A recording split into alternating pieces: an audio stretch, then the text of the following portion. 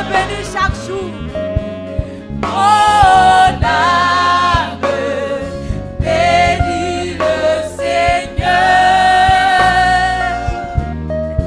Mon âme bénis le Seigneur. Oh oui, Alléluia. Seigneur. Mon âme bénit l'Éternel. Mon âme bénit l'Éternel. Oh oui, quand je vois la bonté de l'Éternel briller sur le toit de ma maison, je peux dire, mon âme bénit l'Éternel. Oh, mon âme bénit l'Éternel et n'oublie aucun de ses bienfaits. Je veux simplement me souvenir de tes bienfaits dans nos vies. Je veux simplement me souvenir de tes bienfaits dans la vie de chacun de nous. Au nom de Jésus.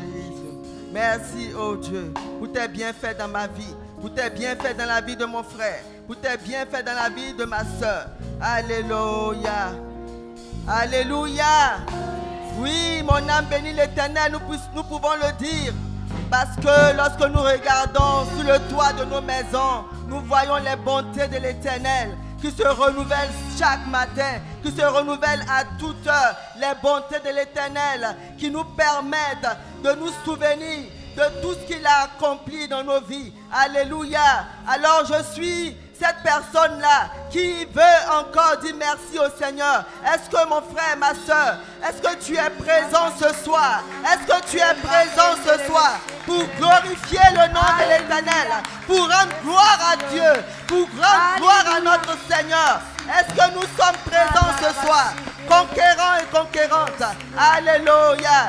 Alors je vous souhaite la bienvenue dans le nom puissant de notre Seigneur. Nous sommes donc à notre mercredi des conquérants, là où Dieu transforme les hommes et les femmes ordinaires en des personnes qui sont conquérantes. Un conquérant, c'est celui-là qui est un vaillant héros, que celui-là que Dieu qualifie, là où même il se sent faible, le Seigneur est fort en lui. Alléluia. Amen. Bien-aimé, comme la parole comme le chant le dit, il est bon de compter les bienfaits de l'Éternel. Nous allons dire merci au Seigneur pour ses bienfaits. Pendant la semaine écoulée, nous avons été nourris spirituellement. Nous avons été assistés physiquement par rapport à notre santé. Nous avons aussi été assistés, oui, matériellement. Alors bénissons l'Éternel. Seigneur, nous te bénissons ce soir pour tes bienfaits dans nos vies. Nous avons vu ta main, Seigneur, durant la semaine. Oui, encore plus, nous avons vu ta main durant, Seigneur, les différents mois écoulés. Nous sommes à notre deuxième mercredi du mois de novembre. Seigneur, je ne peux me taire. Je ne peux me taire pour tes bienfaits. Je veux encore me souvenir de tes bienfaits dans la vie de mon frère, dans la vie de ma soeur. Je veux encore me souvenir de ce que tu nous nourris. Oh, dimanche après dimanche. Seigneur, par ta parole. Merci, Seigneur, pour la santé divine que tu nous accordes. Seigneur, là où nous sommes faibles, c'est alors que tu es fort en nous. Seigneur, toutes nos faiblesses ont été devant toi, mais tu nous as relevés. Mon âme, bénis l'Éternel.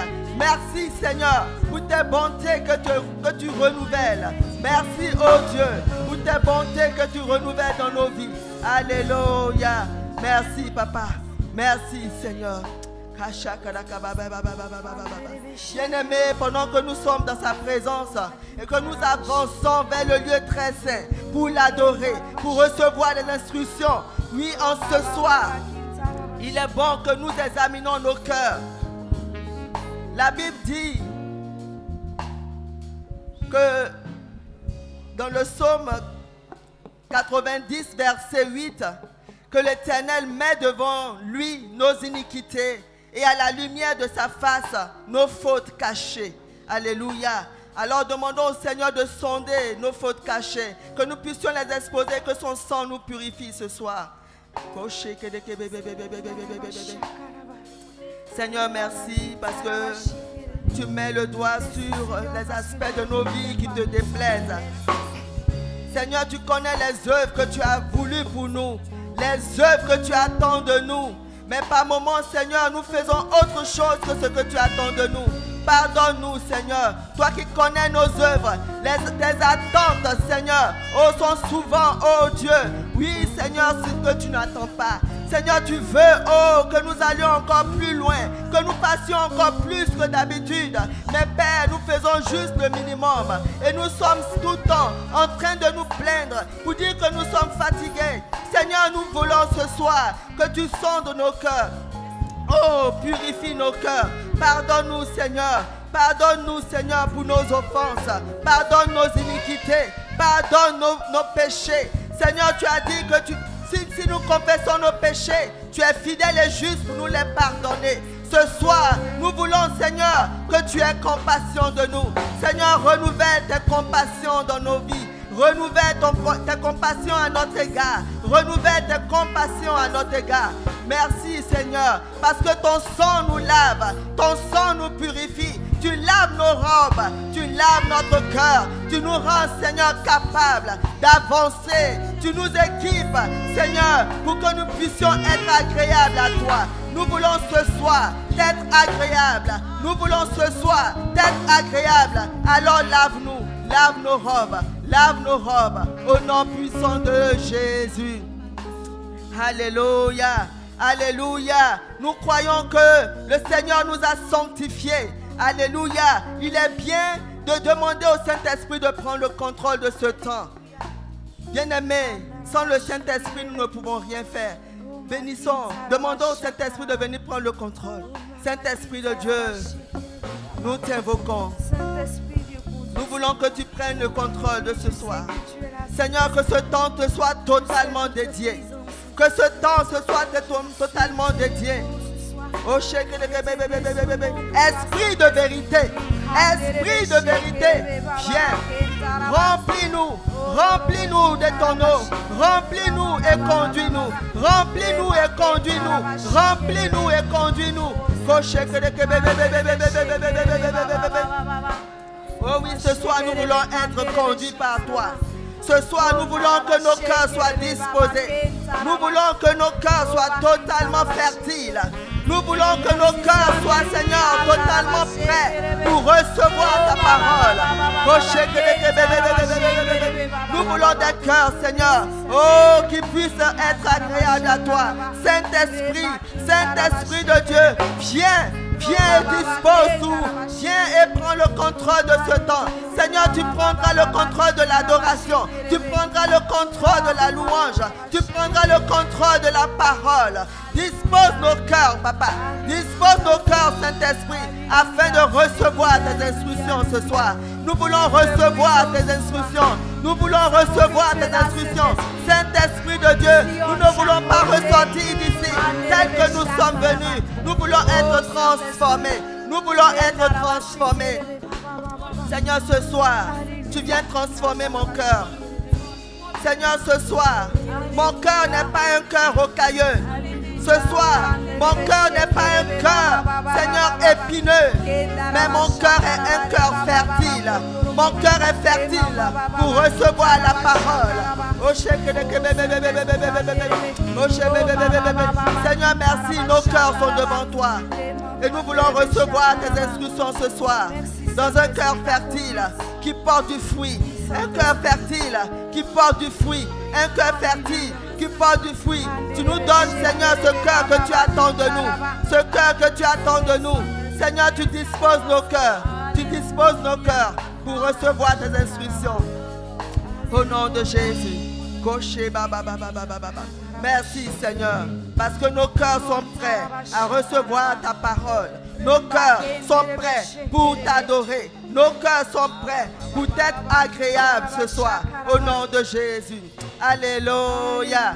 Bien-aimés, nous avons été enseignés mercredi dernier sur le service de chacun de nous dans la maison de l'Éternel et devant ou auprès de son serviteur qu'il aura établi sur nous.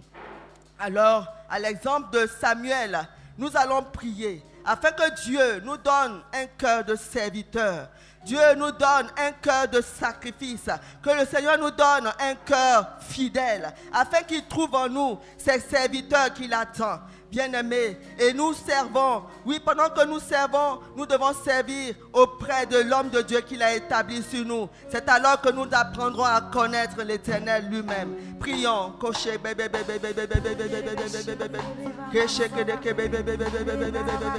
Oh Seigneur, tu nous as enseigné combien de fois le service était bon. Oui, le service est une reconnaissance de chacun de nous à ton égard. Seigneur, tu nous as sauvés. Que puissions-nous te donner à notre retour? Que puissions-nous t'offrir en retour de ce sacrifice, oh immuable, que tu as accompli à la croix pour moi? Que puis-je te donner? Ne serait-ce que t'offrir mon service. Ne serait-ce que t'offrir mon service.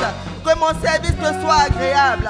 Que mon service te soit agréable dans ta maison et devant toi, Seigneur, que mon service te soit agréable. Seigneur, c'est en te servant que j'apprends à te connaître. En te servant, j'apprends à te connaître. En te servant auprès de ton serviteur, j'apprends à te connaître. J'apprends à t'aimer. J'apprends à être fidèle. Et pendant que je suis fidèle dans les petites choses, Seigneur, tu me donnes encore les grandes choses. Seigneur, je veux avoir ce cœur de serviteur. Le cœur que tu recherches. Le cœur que tu recherches. Le cœur de serviteur. Comme tu peux le dire. Bon et fidèle serviteur. Bon et fidèle serviteur. Et tu m'établiras, Seigneur, sur plusieurs choses. Seigneur, je crois que tu me qualifieras. Je crois, Seigneur, que je serai cet ouvrier qualifié dans ta maison. Je crois être cet ouvrier que tu attends. Je ne crois pas que je suis encore, Seigneur, cette personne qui tourne en rond. Je suis cette personne qui désormais, oui, accepte de te servir comme tu attends, Seigneur. Merci, Seigneur. Pendant que je suis en train de te servir, je crois que tu me donnes la protection divine. Pendant que je suis en train de te servir, je suis encore totalement gardé par toi. Oh, ma famille est gardée par toi. Pendant que je te sers, les bénéfices que je dis sont innombrables. Seigneur, pendant que je te sers, j'ai des récompenses. Pendant que je te sers, Seigneur, je ne suis privé d'aucun bien. Pendant que je te sers, je ne suis point de la disette. Oh, merci, Seigneur. Merci, Seigneur. Alléluia. Alors nous croyons que nous sommes, oui, ces serviteurs que le Seigneur recherche. Nous sommes les bons et fidèles serviteurs. Et nous servons auprès de son serviteur qu'il a établi sur nous. Alléluia. Nous croyons que nous passons un mercredi extraordinaire où le Seigneur va nous transformer totalement, oui, à ses attentes au nom de Jésus. Alors si nous sommes dans la joie, si nous sommes d'accord, nous allons acclamer le Seigneur pour ce merveilleux moment passé en sa présence.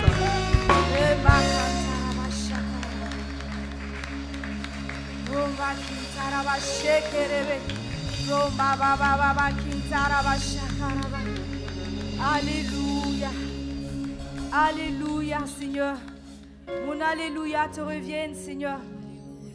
Mon alléluia t'appartient, Éternel. Parce que tu en es digne, tu en es digne, tu en es digne. Tu en es digne, Éternel. Toi qui as ouvert les cieux. Kanderebe shakaraba remba baba kintaraba romba kanderebe. Oh, shakaraba.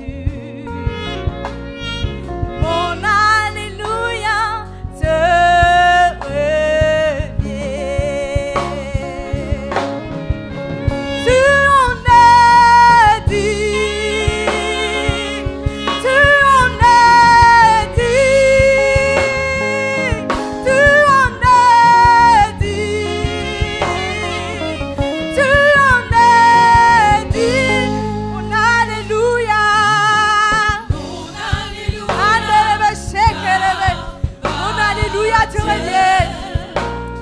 Alléluia. Roma Kentaraba Shakaraba. Roma Kenderebe. Oh, mon Alléluia.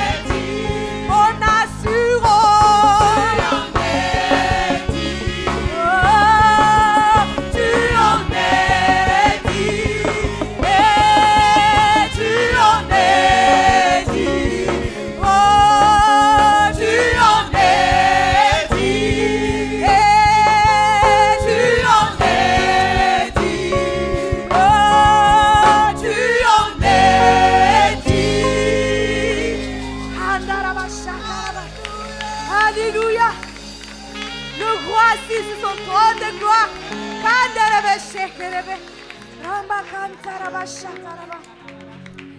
Alléluia. Tu es vivant, Seigneur.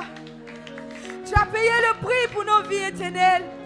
Tu as ouvert les portes du salut pour nos vies, Seigneur. Comment ne pas te louer? Comment ne pas t'adorer, éternel? Ensemble, nous voulons t'élever en ce soir parce que tu le mérites. Tu le mérites, éternel.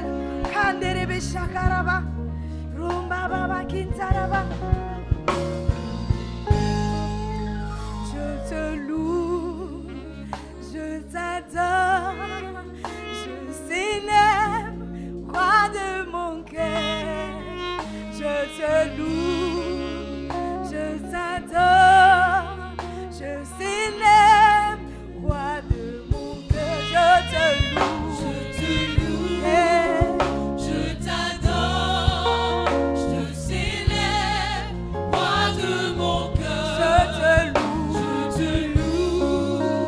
je t'adore, je te célèbre, roi de mon cœur.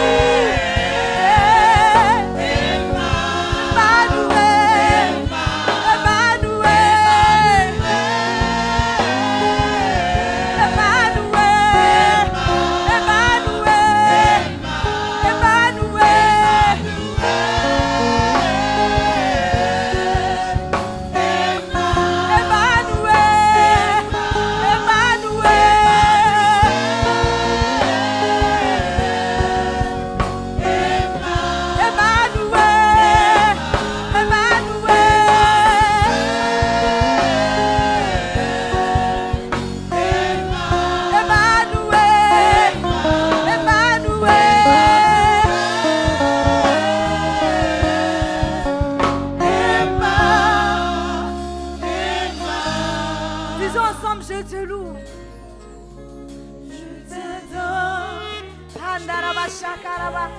Est-ce qu'un concurrent peut adorer le roi de roi ce soir? Alléluia. Je te célèbre, roi de mon cœur. Je te loue. Je t'adore, je te célèbre, roi de mon cœur. Je te loue. Regarde les bienfaits. Emmanuel, Dieu est avec nous toujours. Roi de mon cœur. Emmanuel. Je te loue, je t'adore. Alléluia. Je célèbre, roi de mon cœur. Je te loue. Mon âme te loue, Seigneur. Je t'adore, je célèbre, roi de mon cœur. Emmanuel.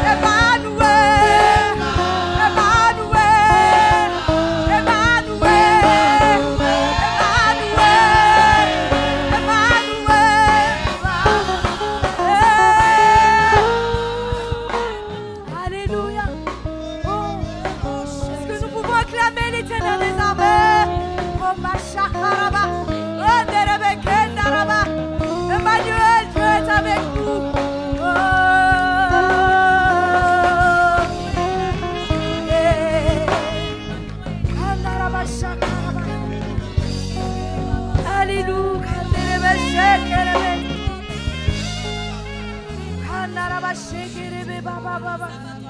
Roma kendaraba shekerebe. Remba baba baba kanderebe shekerebe. Ronderebe kandaraba shakaraba. Remba baba baba kendaraba. Oh Seigneur. Alléluia.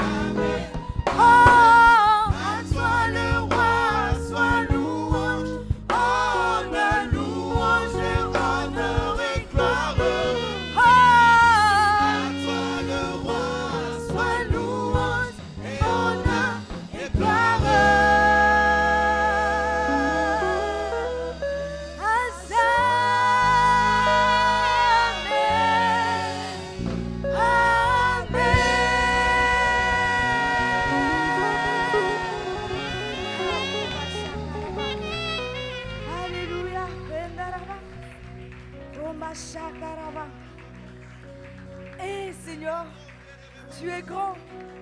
Tu es grand, Seigneur. Kanerebe shekerebe. Rombaba kentaraba shakaraba.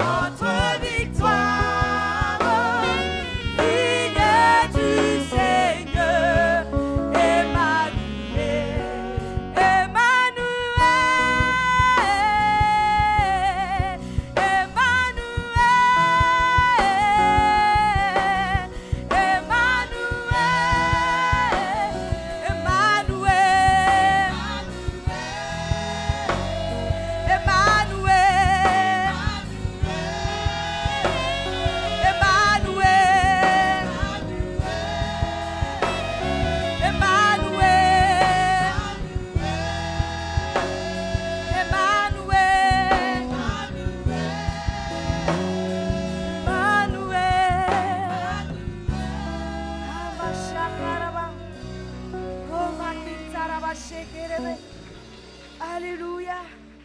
Je vois le roi sur son trône. Je vois le roi sur son trône. Élevé sur son trône de gloire.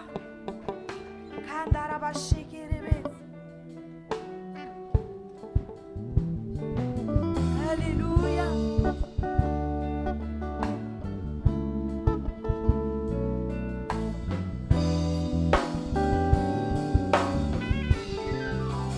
Je vois le roi sur son trône élevé. Je vois le roi briller de son éclat. Je vois le roi dans sa souveraineté. Je vois le roi régner. Je vois le roi.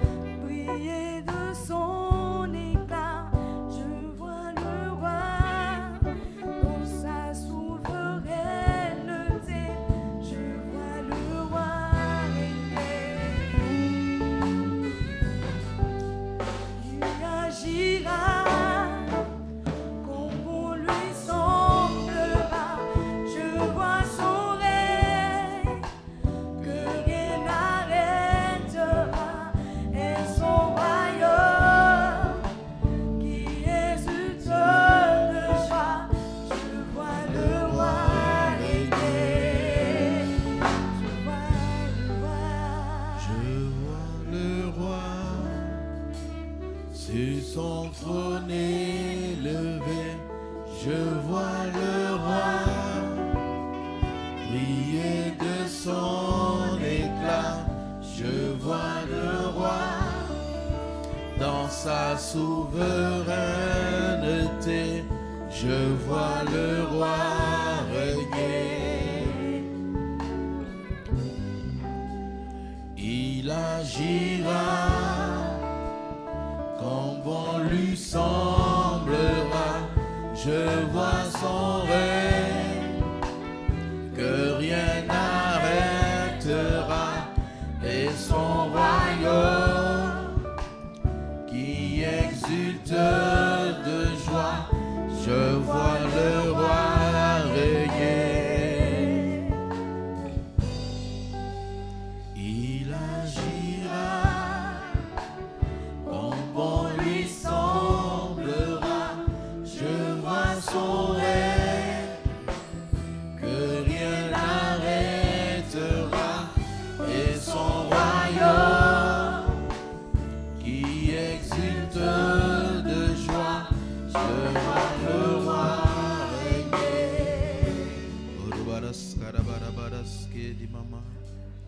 Seigneur, merci pour ce moment. Merci parce que tu es roi et tu es bon et tu es grand et tu es puissant. Nous bénissons ton nom et te disons merci pour ce jour, pour l'opportunité que tu nous donnes d'être dans ta présence, pour t'adorer, te louer et élever ton Saint-Nom. Que ton nom soit béni, Père, au nom de Jésus. Amen. Alléluia. On peut acclamer le Seigneur. Gloire à Dieu. On peut s'asseoir. Que Dieu bénisse les chantres.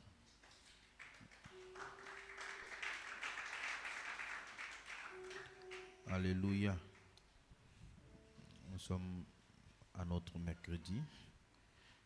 Et c'est la réunion des plus motivés, des plus décidés, des amoureux de Jésus, parce que ça demande un effort. Et je pense qu'aujourd'hui, l'effort était un peu plus grand à cause du temps. Le temps était fait pour décourager plusieurs, mais la voix de Dieu nous a attirés, et on peut acclamer le Seigneur pour nous-mêmes, pour soi-même, pour le cœur qui est là, qui se bat contre vents et marées, et c'est ainsi qu'à force de persévérance, nos vies porteront de bons fruits. Amen. Nous sommes en train de parler de la puissance du nom de Jésus, de la puissance qu'il y a d'être avec Jésus. Et nous avons vu Jésus qui a fait lever des paralytiques, Jésus qui a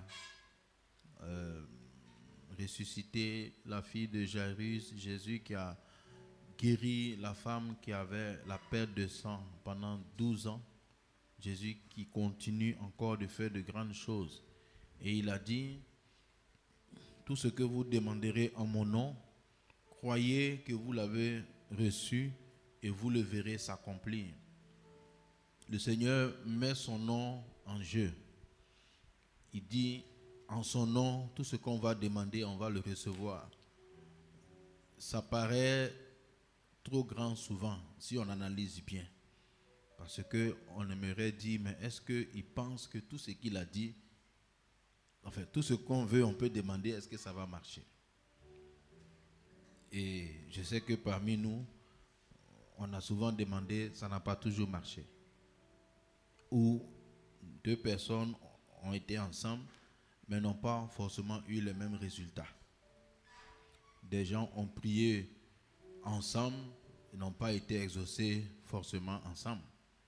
Ou des personnes sont aussi au même endroit avec la même proclamation, les mêmes déclarations au nom de Jésus, mais le résultat n'est pas toujours le même. Et ça peut amener à se poser des questions et peut-être que ça crée certains courants de pensée ou certaines pensées qui disent, est-ce que Dieu est le même avec tout le monde? Est-ce que cette parole, que tout ce qu'on va demander en son nom, c'est valable pour chacun de nous? Ou est-ce qu'il y a des gens que Dieu va écouter plus que d'autres.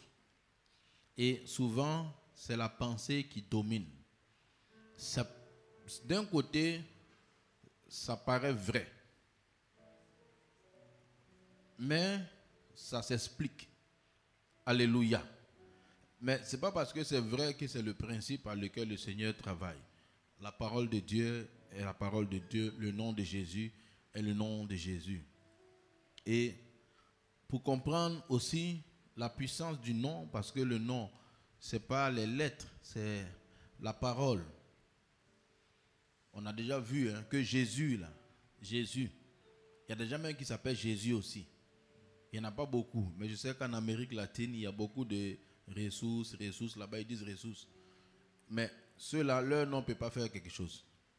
C'est le même nom, c'est le même orthographe, mais ce n'est pas l'appellation, mais c'est l'esprit et la vie qui sont dans le nom de Jésus et la foi que nous avons en lui. Et donc, on va essayer de voir ce qui aussi donne de la vie, de la puissance à la parole du Seigneur dans nos vies, ou ce qui peut faire que d'autres, la parole porte plus de fruits, et d'autres, la même parole ne porte pas de fruits.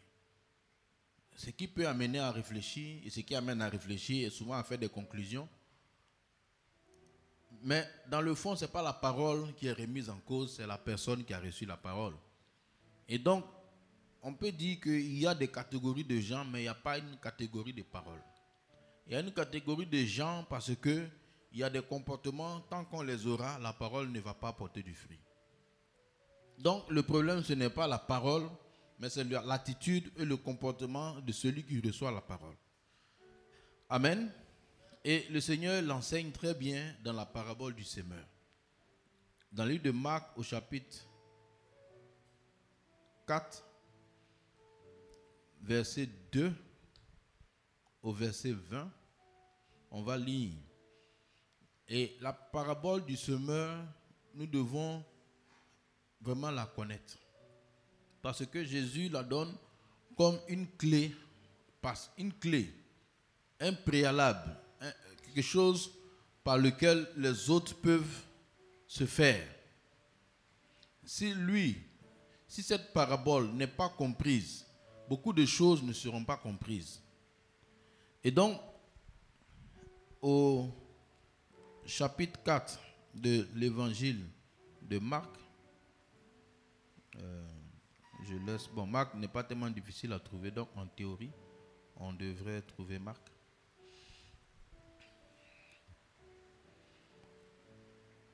Il les enseignait longuement en paraboles. Jésus était devant la foule et le Seigneur utilisait beaucoup les paraboles. Les paraboles sont des histoires pour expliquer une vérité spirituelle que on ne peut pas comprendre comme ça si ce n'est pas adossé à une histoire. Et l'histoire va créer une logique dans notre esprit, dans notre pensée. Et ça permettra de comprendre ce que le Seigneur veut dire. Donc, il leur enseignait longuement en paraboles et leur disait dans son enseignement: écoutez, le semeur sortit pour semer. Comme il semait, une partie de la semence tomba le long du chemin. Les oiseaux vinrent et la mangèrent. Une autre partie tomba dans un endroit pierreux, où elle n'avait pas beaucoup de terre. Elle leva aussitôt, parce qu'elle ne trouva pas une terre profonde. Mais quand le soleil se leva, elle fut brûlée et sécha, faute de racines. Une autre partie tomba parmi les épines. Les épines montèrent et l'étouffèrent, et elle ne donna point de fruits. Une autre partie tomba dans la bonne terre. Elle donna du fruit qui montait et croissait. Un grain en rapportait 30, un autre 60, un autre 100. Puis il dit à celui qui a des oreilles pour entendre, entende. Là, c'est déjà une parabole dans la parabole. Parce que les oreilles, il ne s'agit pas ici de posséder ça, ou l'organe. Parce qu'il n'y a pas d'homme qui n'est pas sans ça. Donc quand il dit à celui qui a des oreilles pour entendre, ben, si on réfléchit, ce n'est pas que ça, tout le monde a ça. Il parle de la compréhension, il ne parle pas de l'organe, il parle de l'oreille, mais il parle de saisir. Celui qui peut saisir, qu'il saisisse. Que celui qui puisse comprendre, comprenne. Ou faites attention pour comprendre ce que je viens de vous dire. Et au verset 10 maintenant, lorsqu'il fut en particulier, ceux qui l'entouraient avec les 12 l'interrogèrent sur les paraboles. Il leur dit, c'est à vous qu'a été donné le mystère du royaume de Dieu. Mais pour ceux du dehors, tout se passe en parabole, afin que tout en regardant bien, ils ne voient pas, et qu'en entendant bien, ils ne comprennent pas, de peur qu'ils ne se convertissent et qu'il ne leur soit pardonné. Amen. Bon, ça, ce n'est pas l'objet du message, mais un jour, quelqu'un est venu me voir avec ce passage. Afin qu'en voyant, ils n'aperçoivent point, et qu'en entendant, ils n'entendent et ne comprennent point, de peur qu'ils ne se convertissent et que leurs péchés ne leur soient pardonnés. Et donc, la personne, c'était un frère qui avait lu et qui était un peu perturbé parce qu'il se demandait est-ce que le Seigneur n'était pas contre la conversion des gens par rapport à ce qu'il a dit. Qui pense que Jésus est contre, ne veut pas, ça ressemble à ça, que il ne veut pas que les gens se convertissent. Enfin, bon, tout le monde sait que Jésus veut, mais ça trouble parce que est-ce que ça donne l'impression qu'il ne veut pas? Qui pense que ce passage-là donne une impression que Jésus ne veut pas que les gens se convertissent, ou bien il y a quelque chose de mystérieux, ou bien qui comprend ce qu'il veut dire ici? Alléluia. Oui, il dit pour ceux du dehors, tout est en parabole. Tout est caché. Tout est secret. Parce que s'ils comprennent, en fait, moi, on ne veut même pas qu'ils comprennent. Ça, c'est pas faux. Parce que ils doivent voir sans savoir ce qui se passe. Ils doivent entendre sans comprendre exactement ce qui se passe. C'est pour ça qu'il y a des paraboles. Les paraboles sont là pour que ceux les connaisseurs avancent. Alléluia. C'est mystérieux. Parce qu'on aimerait dire, mais pourquoi la connaissance n'est pas démocratisée? Mais la connaissance n'est pas démocratisée. La connaissance, c'est pour ceux qui sont... Enfin, quand on dit la connaissance, ce n'est pas la savoir, mais la révélation des vraies choses. Bon, pour faire court, hein, Jésus veut dire que si quelqu'un est nouveau, ou il est dehors, il n'est pas chrétien, il y a des choses de Dieu qu'il ne doit pas savoir. Il y a des choses qui se passent dans l'église. Si quelqu'un est nouveau, veut mieux qu'il ne le sache pas. Parce que ça peut lui faire plus de mal que de bien. Alléluia. Quand on prend les pasteurs, le conseil de l'église, tout ça, souvent quand les pasteurs et le conseil se réunissent, il y a des choses qu'ils peuvent dire, qu'ils peuvent comprendre. Il y a des gens, s'ils entendent ça, ils ne vont rien comprendre. Il y a des gestions des personnes. Il y a des décisions qu'on peut prendre pour gérer un cas. Un nouveau dans la foi, il ne va pas comprendre. Et ça peut devenir même pour lui une occasion de chute. Alléluia. C'est pour ça que quand on est nouveau, le Seigneur ne nous montre pas beaucoup de choses. Et même le Seigneur ne recommande pas que les nouveaux convertis soient informés des choses sérieuses de la vie chrétienne parce qu'ils ne comprennent rien à ce qui se passe. Ils comprennent avec le cerveau humain. Ils vont juger avec le cerveau humain alors que c'est spirituel. Et ils peuvent même juger une réaction. C'est pour ça que, bon, plus on monte, plus c'est élevé, moins les gens savent, mieux c'est. Ouais. C'est pour ça que dans l'église, on ne dit pas tout sur la chair. On n'explique pas tout ce qui se passe dans l'église. Le pasteur est tenu au secret. Il ne vient pas expliquer tout. Parce que s'il explique, il y en a, ils vont se perdre. Il y en a, rien qu'à entendre ça, ils vont laisser Jésus même. Il y a des choses que si quelqu'un entend qui s'est passé dans l'église, il va rétrograder. Quoi? Ça s'est passé ici. Ah non, c'est que c'est plus la peine. C'est que être chrétien même, c'est pas la peine. Il y a un prédicateur américain, quand on était, je n'étais pas encore chrétien, qui s'appelait Jimmy Swaggart, mais qu'on suivait beaucoup ses enseignements. C'était un des premiers internationaux. Il prêchait sur la foi, sur le salut, sur la conversion. Et Jimmy Swaggart, malheureusement, a trébuché dans sa foi. Et il a été surpris en adultère. Le nombre de chrétiens qui ont rétrogradé. Aux États-Unis. De sorte que les pasteurs aux États-Unis ont décidé que tout sera caché. Si jamais un de leurs a un souci, ils vont régler entre eux. Et il y a beaucoup de choses qui sont réglées entre eux. Il y a peu qui sortent et les chrétiens se portent bien, c'est mieux. Alléluia. Oui, parce que c'est sorti. Je sais qu'il y a des pasteurs qui n'étaient pas contents de son attitude, qui en ont parlé. Ah, vous avez vu ce monsieur qui il a fait comme ci, il a fait comme ça. Ses propres fidèles, même beaucoup, vont arrêter de venir à l'église. Parce qu'il y en a qui ne vont pas regarder même que cet homme de Dieu. Ils vont voir la profession. Ils vont dire tout homme de Dieu est comme ça. Il y a des conclusions rapides que les gens tirent. Bref, ce n'était pas des informations à divulguer en public. Et donc, parce que des gens ont entendu, ils ne se sont pas convertis. Ils n'ont pas changé de vie. Ce qu'ils ont entendu a freiné leur croissance spirituelle. Vous êtes d'accord? C'est ça que Jésus dit qu'il y a des choses en parabole pour que tout le monde ne sache pas. Parce que s'il y a des informations que si tu sais là, ça va te créer des problèmes. Donc, vaut mieux ne pas savoir pour avancer. Si c'est ce que tu connais, tu vas aller mieux. Alléluia. C'est pour ça qu'on ne dit pas tout à tout le monde. Et on ne peut pas expliquer tout aussi. Et souvent, il y a des curieux qui veulent savoir pourquoi on a fait quelque chose. Pourquoi ça s'est passé? Mon frère, si on te dit, tu ne vas pas comprendre.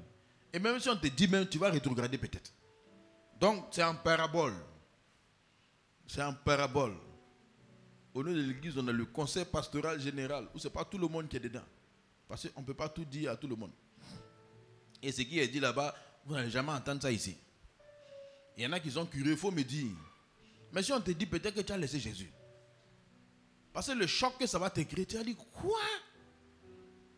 Bon, c'est pas tout est mauvais, mais je veux dire que en fonction du niveau de foi, de maturité, il y a des choses qu'on peut comprendre. Il y a des choses qu'il vaut mieux laisser le temps. Quand quelqu'un grandit, il comprend des choses. Quand il est enfant, il ne comprend pas. Même dans le monde dans lequel on est, quand un enfant voit les parents, si un enfant travaille un peu aujourd'hui, il a un peu d'argent, il va payer des téléphones de 400 000, 300 000, les jeunes.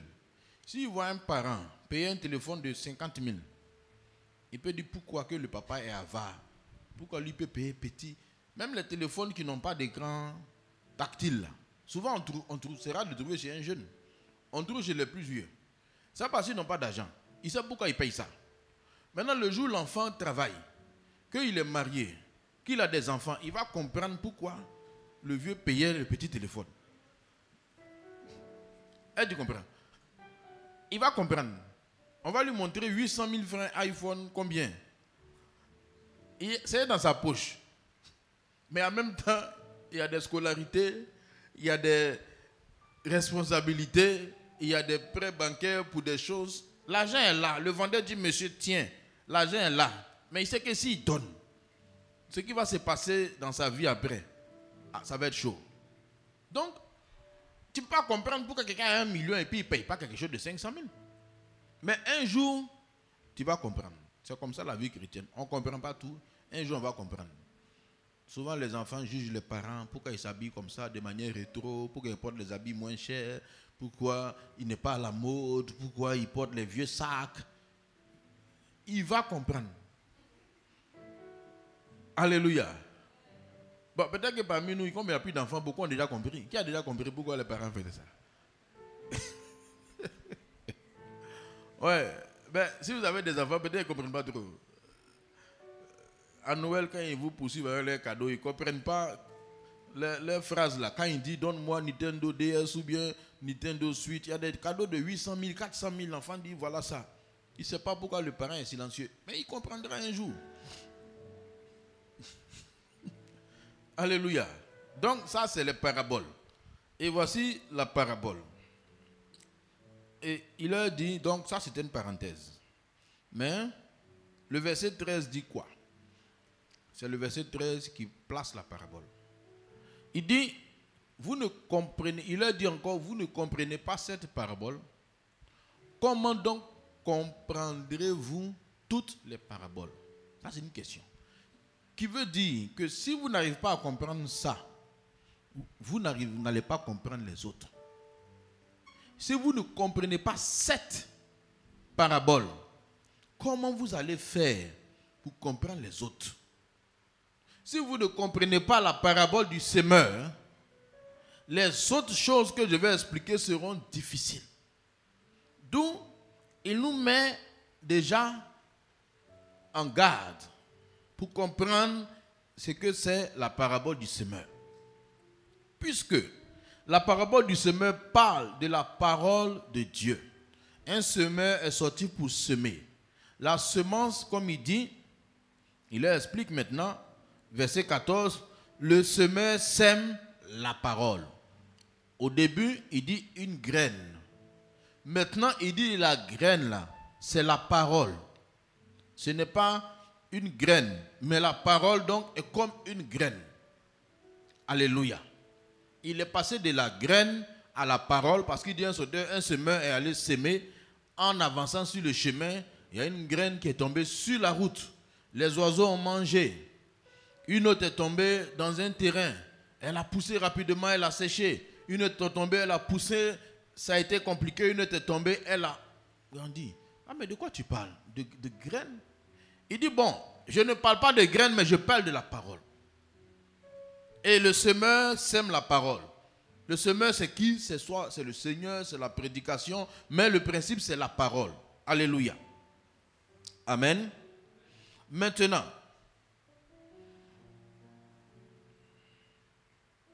ceux qui sont sur le long du chemin, où la parole est semée, c'est ceux qui ne l'ont pas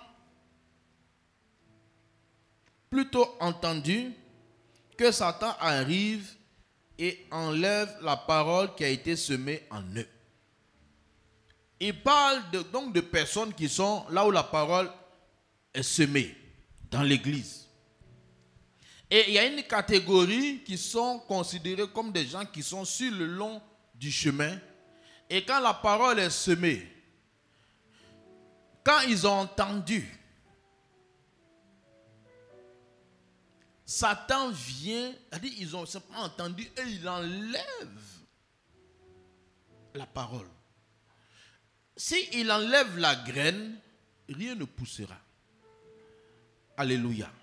Donc, ça veut dire qu'il y a une catégorie de chrétiens qui reçoit la bonne parole. Mais nous devons savoir que le diable est à l'affût, à côté de chacun de nous, là où la parole qui doit porter du fruit pour changer nos vies, il est prêt à enlever. Satan vient, ce n'est pas lui, mais c'est son royaume, est prêt à enlever. Et tout chrétien doit savoir que Satan est à l'affût pour enlever. Pour enlever. La parole qui va changer ma vie. Car rien ne se fait sans la parole de Dieu. Tout changement, toute vie, toute chose positive, c'est la parole. Quand Jésus dit sois guéri, c'est la parole. Quand il dit lève-toi, c'est la parole. Et la parole, Satan vient enlever. Pourquoi Satan peut enlever? Parce que cette personne est à un endroit qui est appelé le long du chemin. Et donc qui n'est pas totalement dedans. Dans le champ. Ça peut parler des personnes qui sont distraites. Pendant que la parole est semée, le temps de saisir, c'est parti. Et ça, Jésus dit, Satan vient enlever. Voyez, Jésus ne dit pas que Satan dans beaucoup de choses. Mais il dit que Satan est à côté de la parole qui va changer la vie de quelqu'un. C'est pour ça que la parole qui porte du fruit dans la vie d'un homme, c'est la parole dans laquelle cette personne a persévéré. Qu'il a écouté aujourd'hui et qu'il réécoute demain et qu'il réécoute après-demain. Pour preuve, quand quelqu'un décide de réécouter un enseignement auquel il a assisté, quand nous sommes honnêtes, nous nous rendons compte que même tout ce qu'on entend, c'est comme si on a entendu peut-être la moitié seulement quand on était présent. Alléluia. Je ne sais pas, hein, mais si quelqu'un écoute, c'est la même chose partout. Il y a eu des enseignements où j'étais à Abidjan et que Pasteur Mohamed prêchait et que j'ai été là. Et puis je me souviens, j'ai réécouté un jour et j'étais nouveau. J'ai dit, c'est quand ça il a parlé de ça?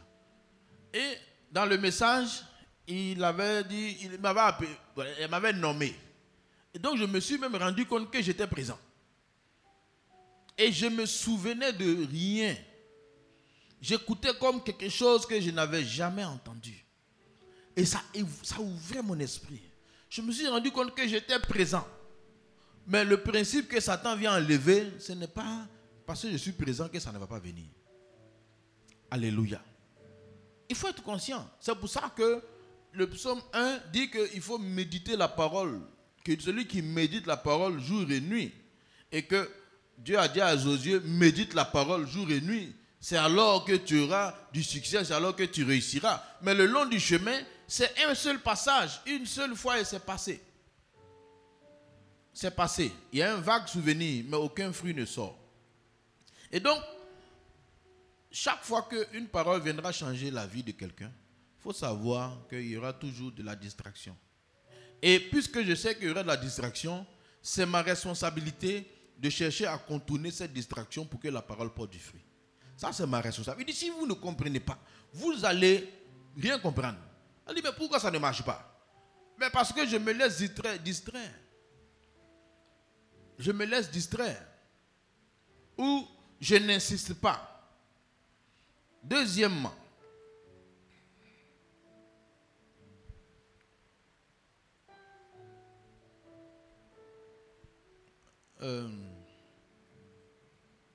verset 16. Les autres, pareillement, deuxième catégorie de personnes, reçoivent la semence dans les endroits pierreux.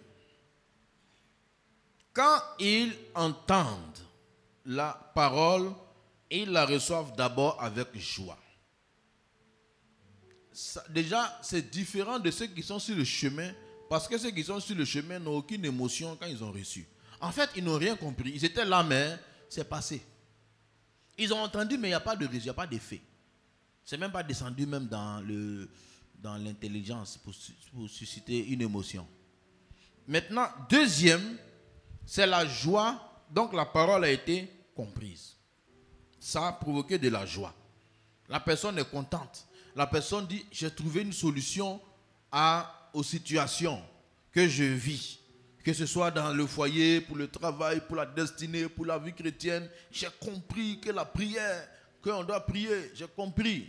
Je suis joyeux, je suis content. Mais il dit, ils n'ont pas de racines en eux-mêmes.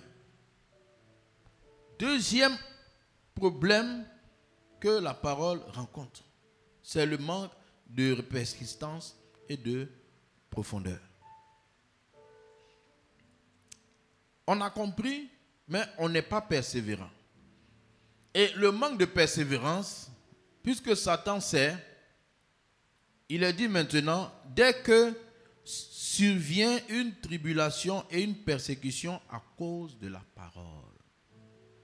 Donc, il y aura une persécution et une tribulation à cause de cette semence. Lorsque je suis enseigné sur la patience, je serai attaqué par rapport à cette patience-là. Il y aura une tribulation pour que je remette en cause ce que j'ai accepté.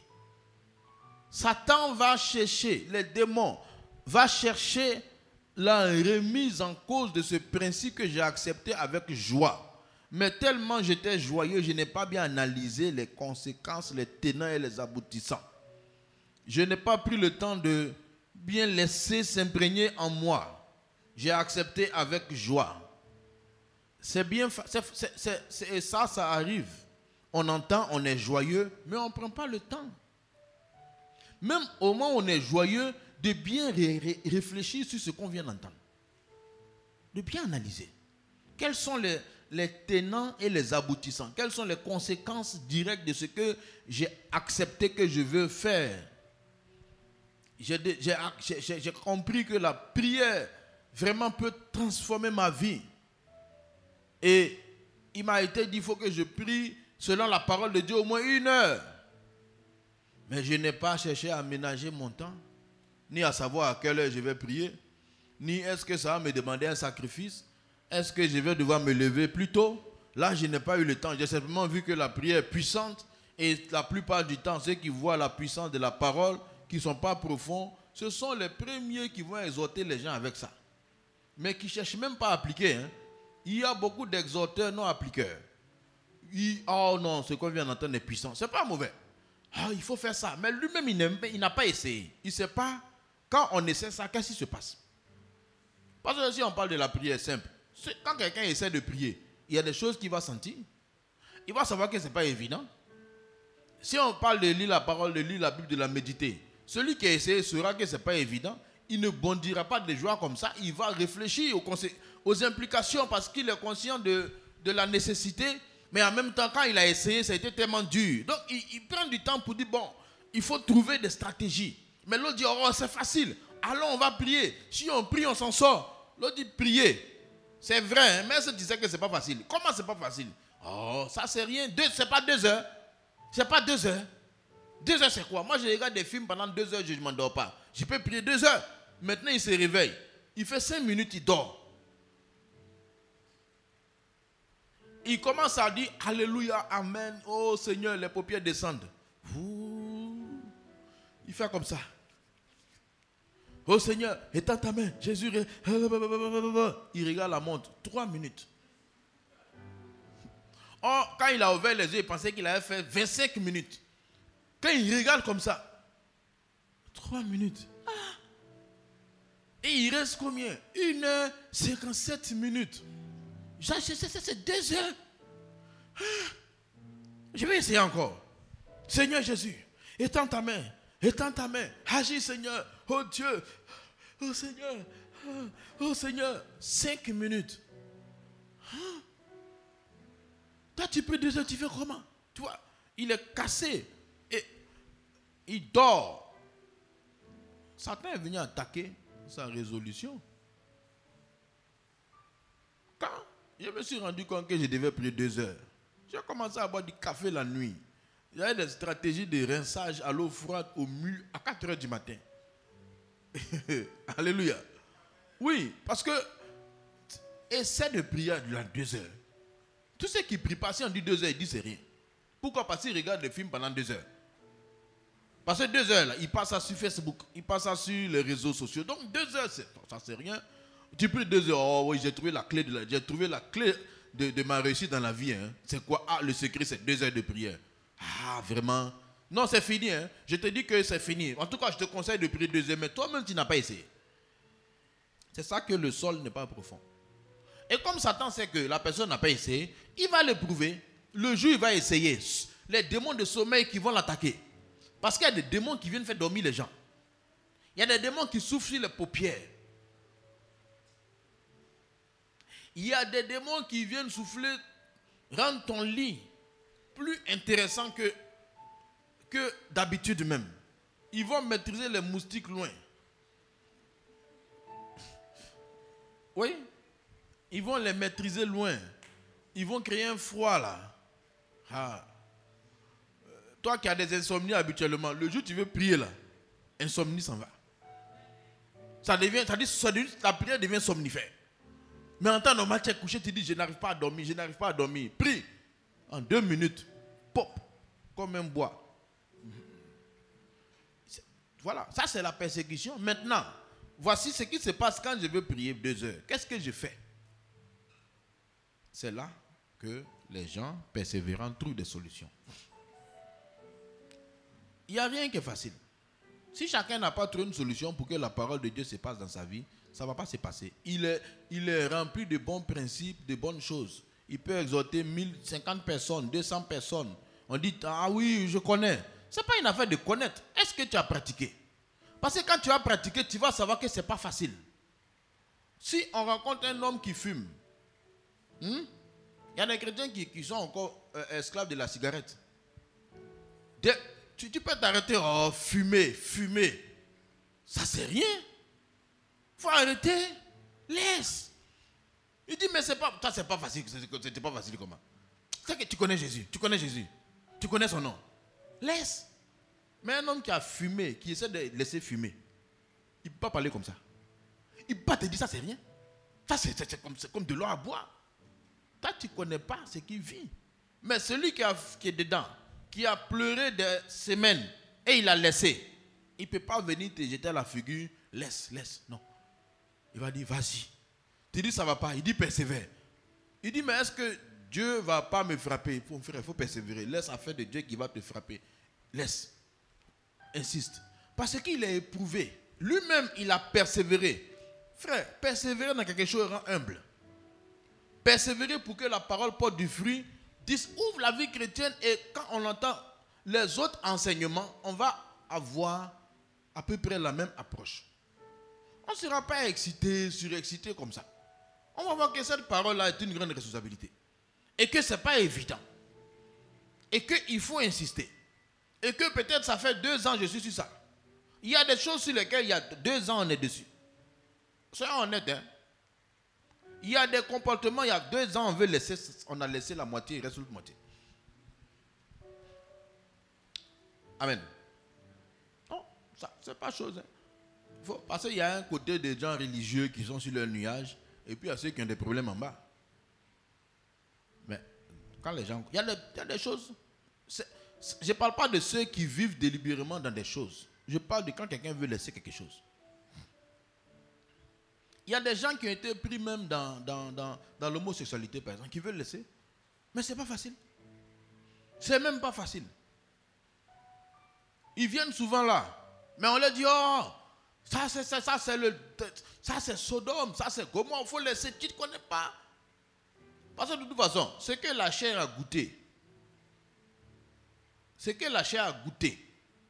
vaut mieux qu'elle n'ait pas goûté. Parce que ce que la chair a goûté là, il faut savoir, hein, la parole peut libérer, mais on n'a pas le même problème que celui qui n'a pas goûté. Amen. Si tu ne comprends pas, voyage, va au Ghana, essaie de manger leur nourriture. Qui a déjà essayé de manger la nourriture des Ghanéens?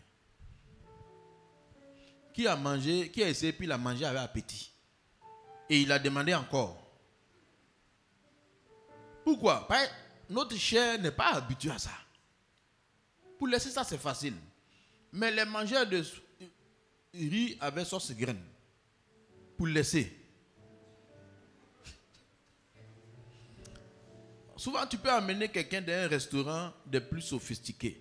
Tu vas mettre des plats, on va dire quoi même, les plats chers, les caviar. Le caviar, c'est des œufs de poisson. Une petite cuillère comme ça, je ne sais pas, peut-être ça vaut 25 000. Quelqu'un peut, il va cracher. Maintenant, tu vas mettre riz et sauce graine à côté, de 1000 francs. Et puis, caviar de 25 000. Il va jeter le caviar pour manger le riz et la sauce. Ce n'est pas parce que c'est cher. Son corps ne connaît pas ça. Donc, ce qu'un corps a pris. Et puis, quand la parole dit que ça doit laisser, il faut savoir. Il faut bien s'apprêter. C'est ça que, quand le terrain superficiel ne prend pas la mesure. Chaque fois que la parole est donnée, prends pas le temps. Il est content. Ah oui, on a été béni. Oui, mais ce n'est pas une affaire d'on a été béni. Est-ce que tu as compris ce qui va se passer là? Quand Jésus dit celui qui veut venir après moi, il renonce à lui-même. Est-ce qu'on comprend ce qui est dedans? Amen. C'est comme quand les gens disent qu'ils veulent se marier. Est-ce qu'ils comprennent ce qui est dedans? Oui. Souvent les gens ne comprennent pas. Ils ne réfléchissent même pas aux implications, ils sont joyeux. Dieu bénit le mariage. Amen. Vous êtes bénis. Amen. Mon mariage, c'est le 12 décembre. Alléluia. Je suis le plus heureux, la plus heureuse. Est-ce que tu sais ce qui est dedans? Ce n'est pas pour te décourager. Mais celui qui sait ce qui est dedans est mieux apprêté que celui qui est entré sans comprendre. Ça, c'est sûr. Ce n'est pas un défaitiste pour dire non, que c'est... Non, il faut comprendre. C'est comme quand tu vas dans une classe d'école. Tu peux savoir, on peut te dire, ah, c'est pas facile, il faut t'apprêter. Mais celui qui va en terminale, s'il pense qu'il est en terminale comme il est au CM2, ça ne peut pas marcher. Ou un primérien, la discipline de l'école primaire, c'est comme ça. Ça, c'est pas... Ça, c'est Jésus dit de chercher à comprendre. Donc, la parole qui est tombée dans la pierre, la joie est déjà là. Mais il n'y a pas de persistance. Et il y a une tribulation, comme il est dit, et une persécution à cause de la parole. Ça ciblé. Ça s'appelle des persécutions ciblées. Pour enlever ce qu'on a accepté. J'ai accepté le pardon. J'ai accepté de pardonner. J'ai accepté l'humilité. Et un jour, quelque chose vient, pop, ça enlève. J'ai accepté, si on prend mercredi passé, Samuel était au service de l'Éternel auprès d'Élie. J'ai accepté de servir Dieu auprès de lui, auprès du pasteur. J'ai accepté. Est-ce que tu sais ce qui est dedans? Si quelqu'un ne sait pas, il va foncer. Il faut chercher à comprendre, ça veut dire qu'auprès d'Élie, il y a quoi dedans? Parce qu'auprès d'Élie, chacun a son explication. Mais Élie n'a pas changé, il ne changera pas. C'est même Élie qui est là. C'est auprès de lui. Même auprès de même Élie, ses enfants sont passés à côté. Mais c'est bien de recevoir avec joie. Mais qu'est-ce que ça sous-entend? Qu'est-ce qui est dedans?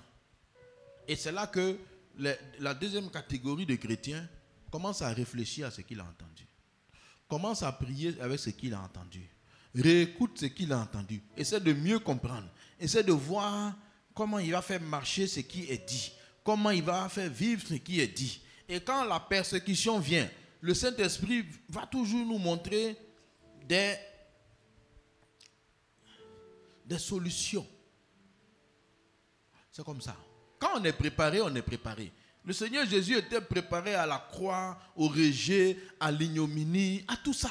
Du coup, quand ses disciples ont renié, quand Pierre a dit, je ne connais pas, quand les autres ont fui, quand il était frappé, il n'a pas été vraiment atteint au point où c'est écrit que Jésus était amer contre tous ceux qui l'ont renié, ceux à qui il a fait tant de bien.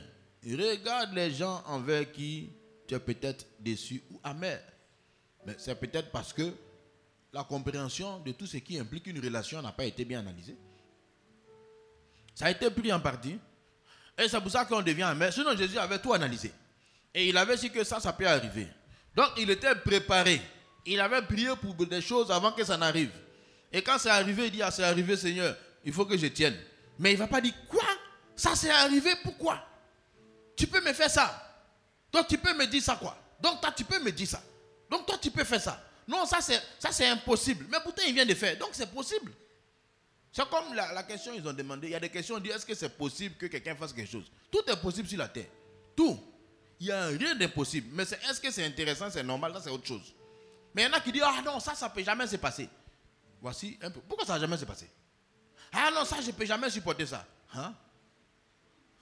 Il faut apprendre à supporter ça. Il faut se préparer à supporter ça. Parce que quelqu'un dit que ça je ne peux jamais. Mais c'est ça que Satan va venir attaquer. C'est là qu'il va insister parce que quelqu'un a décidé que ça, là, quand ça arrive, là, c'est que c'est la séparation. Ah, vous avez entendu, non? La séparation arrivera quand ça viendra. Ok, mettez l'accent dessus. La persécution vient maintenant. Et comme c'était prémédité que il faut ça là, je ne pourrai pas supporter, chacun va prendre sa route. Mais quand ça arrive, si Dieu n'a pas aidé, s'il n'y a pas d'aide au secours, s'il n'y a pas la grâce de Dieu, s'il n'y a pas des gens autour, parce que heureusement que quelle que soit la décision qu'on prend, il y a la grâce de Dieu, il y a des personnes qui nous entourent, il y a beaucoup de garde-fous, de choses que le Seigneur met pour nous aider. Mais sinon, si ce n'est pas ça, mais beaucoup de décisions sont prises. Alors que ce n'était pas ce qui était décidé au début. Ce n'est pas ce qui est décidé. On n'a pas décidé qu'on arrive là. Mais on n'a pas pensé. Il faut, quelle que soit la parole, il faut s'asseoir pour méditer dessus. Il faut beaucoup réfléchir à la parole. Il faut beaucoup méditer. C'est ça que c'est la méditation. Quand je reçois dans le sol Pierre ne médite pas, il ne réfléchit pas. Il prend au premier degré et puis il avance. L'autre prend le temps d'analyser. Ça nécessite quel sacrifice de ma part? Quelle chose? Quels sont les points les plus graves qui peuvent arriver et les moins graves? On est prêt à beaucoup de choses. Quand ça arrive, ce n'est pas qu'on ne va pas être touché, mais on est préparé. Et quand quelqu'un est préparé, il a beaucoup de chances d'être aidé plus facilement que celui qui n'est pas préparé. Celui qui est préparé sort plus facilement que celui qui n'est pas préparé. Alléluia. Donc la parole nécessite une préparation, une méditation, toute chose. Tout. Chaque fois qu'on avance, on reçoit, il faut s'asseoir pour réfléchir. Qu'est-ce que ça implique? Si quelqu'un décide de venir se donner quelque part pour travailler, la prophétie dit, tu vas travailler. Alléluia, amen, tu vas travailler. La promotion arrive. Amen, je reçois. Mais ça implique quelque chose. Peut-être qu'il va falloir descendre plus tard. Et plus la promotion est élevée, plus les exigences sont élevées, moins on pardonne les fautes. Il y a beaucoup de choses. Mais souvent, il y en a qui ont prévu accepter la promotion, mais qui n'ont pas réfléchi à ce que le patron sera plus exigeant. À ce que la société même sera plus exigeante. À ce qu'on va moins pardonner mes erreurs. Si quelqu'un a une promotion aujourd'hui de caissier de banque, qu'il dorme jusqu'à 10 heures un jour, et puis il va voir son patron pour dire, c'est pas vite réveillé. Ce qu'il n'a pas entendu, il va entendre. Mais quand il ne travaillait pas là, les rendez-vous de ses amis, il pouvait dire, je suis arrivé en retard, on peut te comprendre. Parce que chez les amis, il n'y a pas de problème. Mais va expliquer à ton patron, vraiment aujourd'hui là, mon réveil n'a pas sonné. Hein? Ton poste est là, jusqu'à 9h55, qui n'est pas venu. On ne peut pas te comprendre. On dit demande d'explication. On dit c'est un danger. Deuxième fois, en retard. Monsieur, mais comprenez, nous on dort tard. Le patron est dur, hein? Lui aussi. Mais s'il n'était pas enfant, non, il y a longtemps, nous on se réveille tard. Maman, c'est elle qui me réveille pour aller à l'école. Oui. Mais le niveau là, est-ce que tu as réfléchi à ce que ça implique? Est-ce que tu es prêt à te réveiller tôt? Est-ce que tu es prêt à dire à ton corps de faire ce qu'il n'a pas envie de faire, mais il doit faire parce qu'il s'est engagé à cela? C'est ça que la parole donne du fruit. C'est comme ça qu'on est préparé et le Saint-Esprit prend l'élan dans notre préparation pour porter du fruit. Mais lorsque on est bloqué, Satan va venir attaquer ça comme ça, et puis ça passe. Troisième.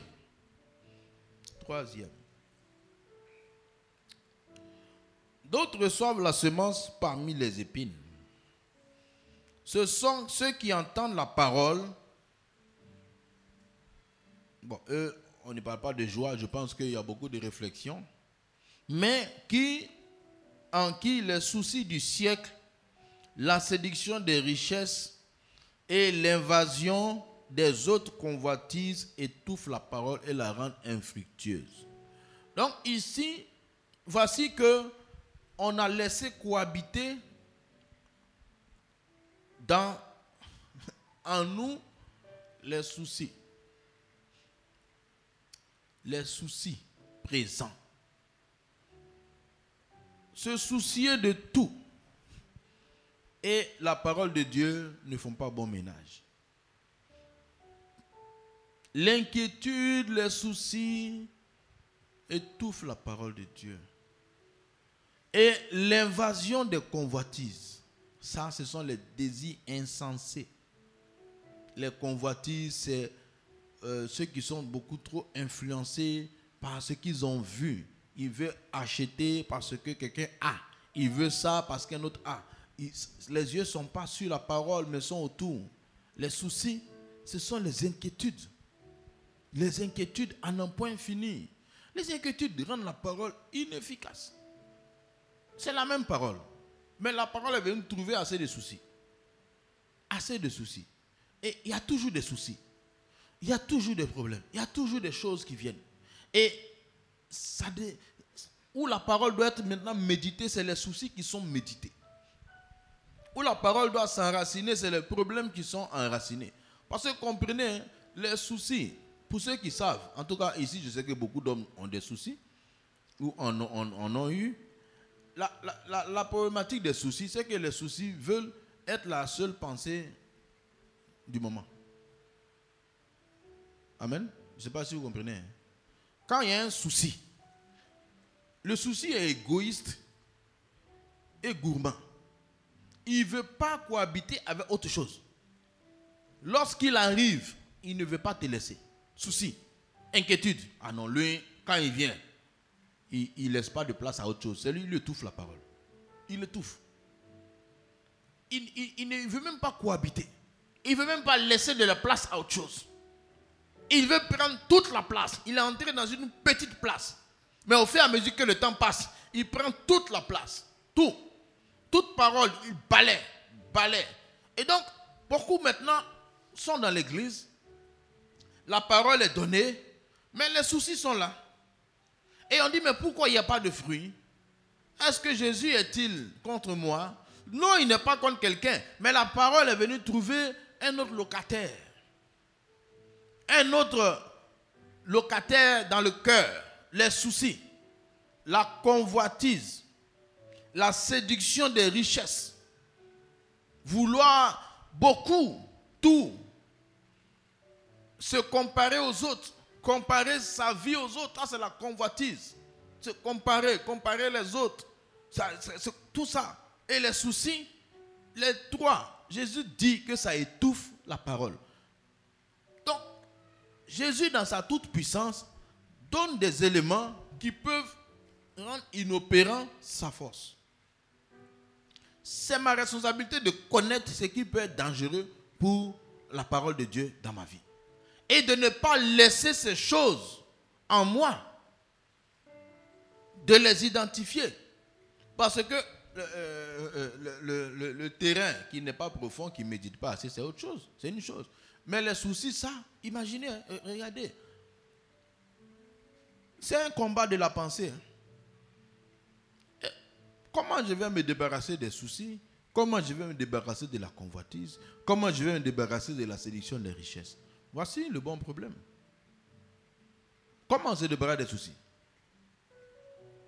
Qui a une idée?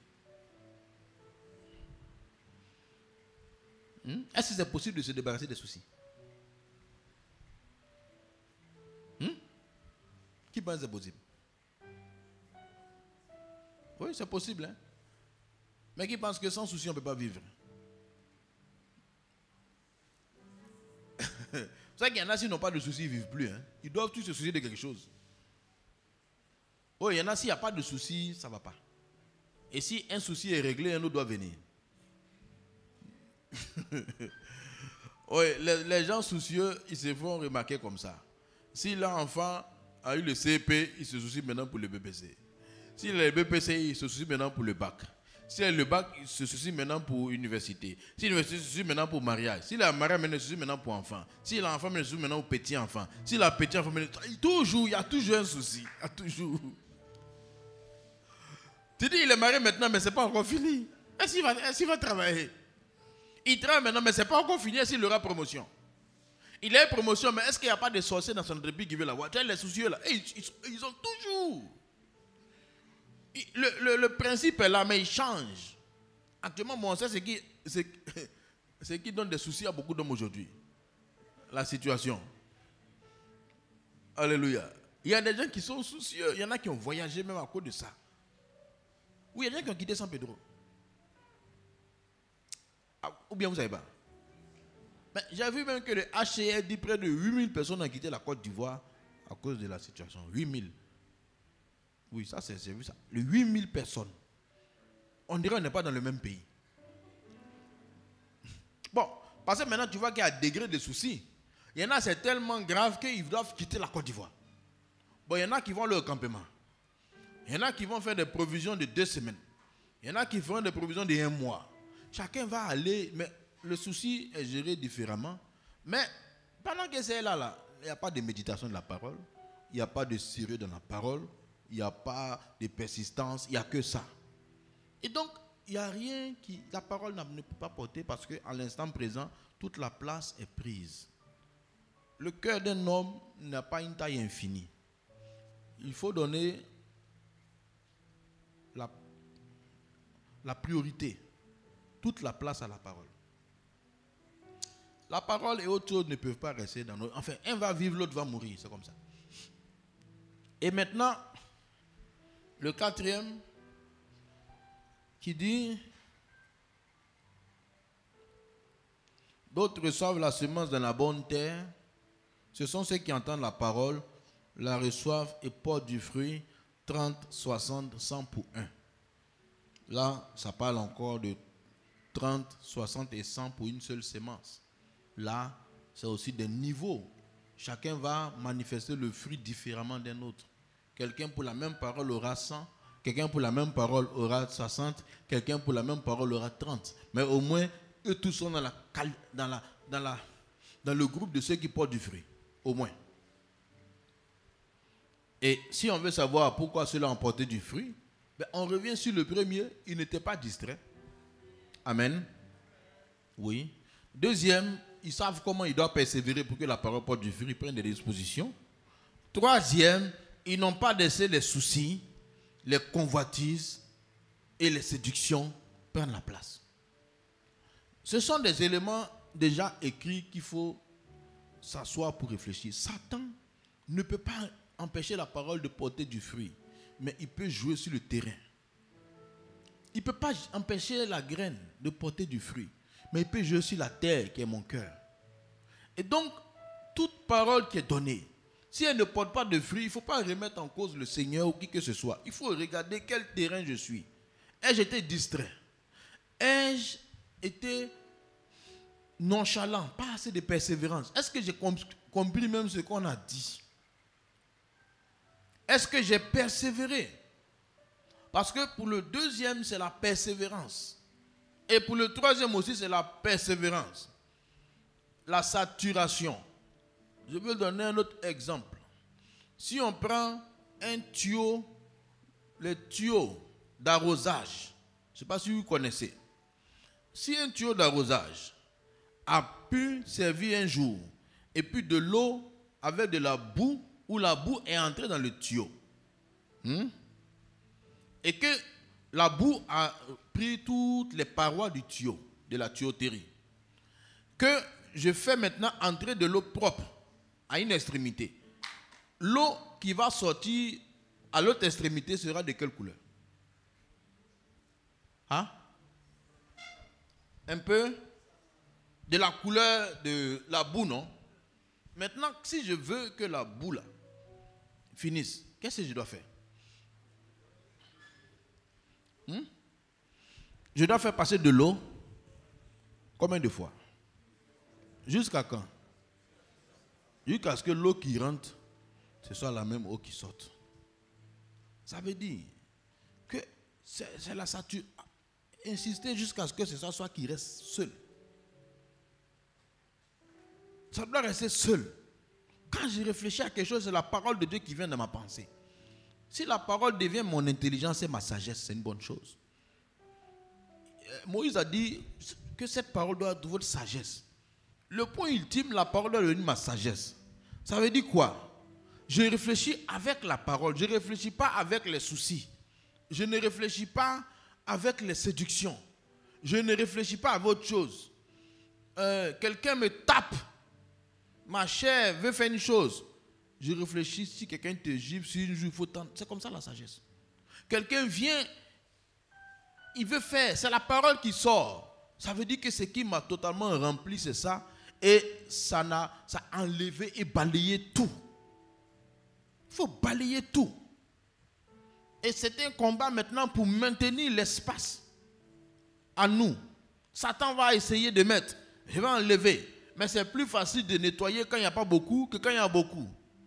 S'il y a peu de saleté, on nettoie, la maison est balayée plus rapidement qu'une maison remplie de saleté. Un cœur rempli de séduction, de soucis, demande plus d'efforts qu'un cœur qui est bien entretenu. Alléluia. À force de persistance, un jour, c'est ça qui reste. C'est la pensée de Dieu. Et en ce moment, notre vie porte de bons fruits. Toute parole prêchée a un bon résultat. Le nom de Jésus devient fort dans notre bouche. La petite exhortation donne de bons fruits, de bons résultats. Je commence à expérimenter la vie surnaturelle, la vie extraordinaire. Parce que je ne suis plus naturel. Jésus a dit que les paroles qui sont en moi sont esprit et vie. La vie et l'esprit me remplissent. C'est un autre niveau. Mais c'est ce niveau qui fait que un donne 30, un donne 60, un donne 100. Alléluia. On doit faire constamment le ménage en nous. Il ne faut pas laisser en soi des choses demeurer alors que ce n'est pas bien. Il ne faut pas laisser dans le cœur des choses, ces trois choses. La distraction doit pas être un mode de vie. Être distrait toujours. Les soucis, le manque d'insistance, le manque de réécoute, ça ne doit pas être un mode de vie. Si quelqu'un vit de cela, mais Satan a beaucoup de chances, beaucoup de possibilités de le dérouter. Il est présent, mais il n'y a pas beaucoup de fruits. Il y a peu de fruits. On dit, mais pourquoi il a duré comme ça et puis sa vie ne porte pas de fruits? Est-ce que Dieu,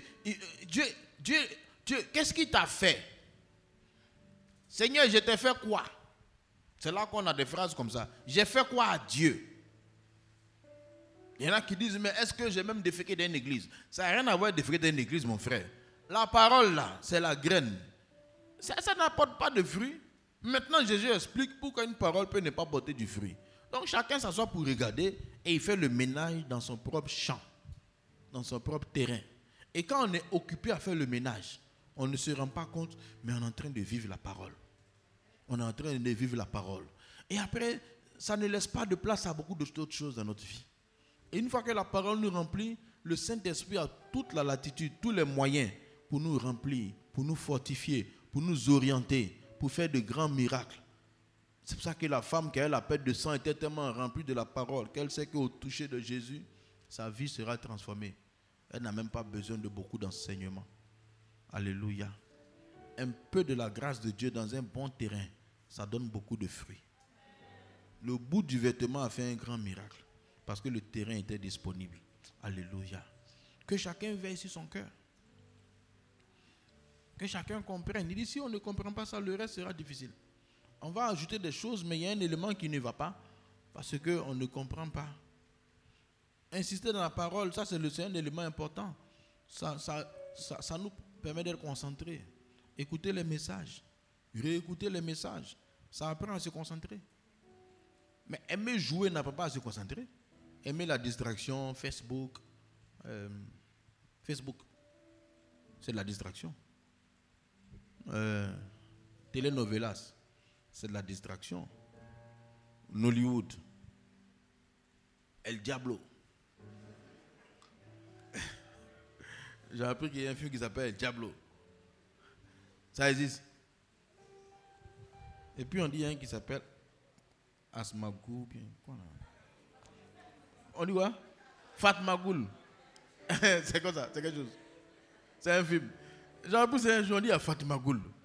Bon, Fatmagoul et Diablo là, ce sont des distractions. C'est pas mauvais, hein? Mais celui qui aime trop s'amuser, à quel moment la parole va venir?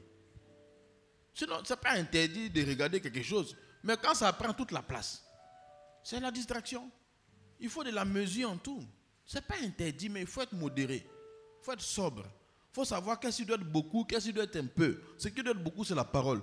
Se détendre, ça c'est un peu. Mais si la détente est trop, la parole ne peut pas. Fatmagoul.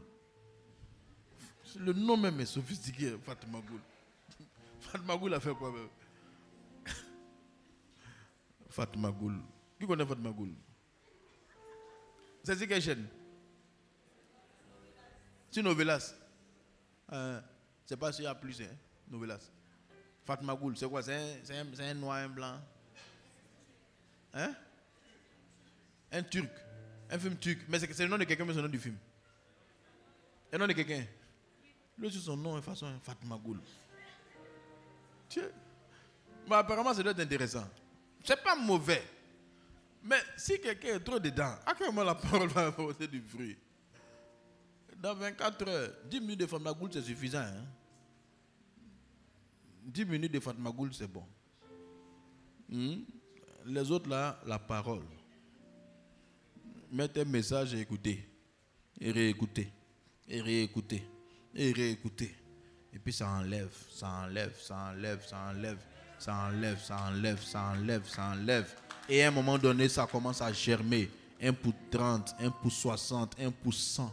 La vie est fructueuse. Petite parole, beaucoup d'exaucement. Petite proclamation, beaucoup de miracles. Pourquoi? Parce que la vie est là maintenant. Alléluia. Et c'est valable dans tout. On ne doit pas oublier ça. C'est lié à tout, et à tout, et à tout. Et ça ne finira pas tant que Jésus n'est pas revenu. Alléluia.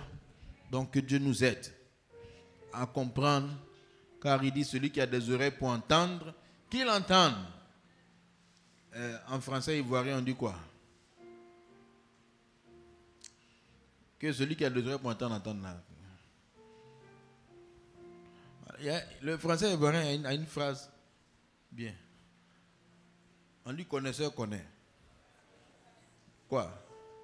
Gaou passe. C'est une phrase, ça dit que celui qui connaît sait de quoi il s'agit. Celui qui ne connaît pas va laisser. C'est la même chose. Ça là, connaisseur connaît. Il y a des paroles là. Celui qui connaît sait que c'est important. Celui qui ne connaît pas va laisser. Il y a des choses c'est important. Maintenant qu'il laisse. Mais que le Seigneur rende ça important dans nos cœurs. Afin que nos vies portent du fruit.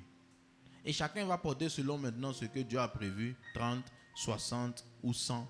Là, c'est fonction de capacité. Mais c'est une vie fructueuse. Une vie plaisante. Une vie honorable. Une vie qui nous plaît à nous-mêmes. Mais qui plaît surtout au Seigneur. Et qui nous réjouit. On balaie les soucis. On balaie les inquiétudes. On balaie beaucoup de choses. On est focus sur la parole. Parce que nous sommes convaincus que dans cette parole, tu réussiras. Il y a la réussite pour ma vie. Dans cette parole, tu es guéri. Il y a l'information, mais il y a la guérison. La parole est une connaissance, mais aussi une vie. Alléluia. Quand je lis quelque chose, il y a la vie dedans. Et il faut que la vie qui est dans ce que j'ai lu se manifeste en moi. Pas juste que j'ai l'information. Et c'est là que je vis la parole. Je la vis. Chaque jour, je vis la joie. Je vis la paix. Je vis l'abondance. Je la vis. C'est en moi. Et c'est ce que le Seigneur veut.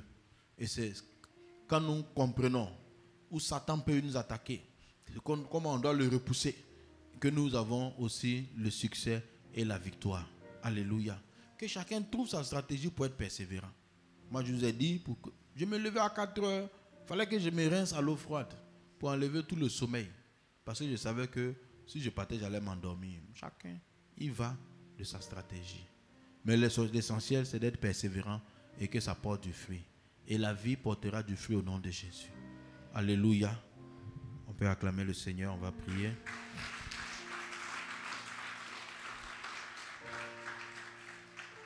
Nous allons prier afin que la parole de Dieu, qui est esprit et vie, porte du fruit dans nos vies.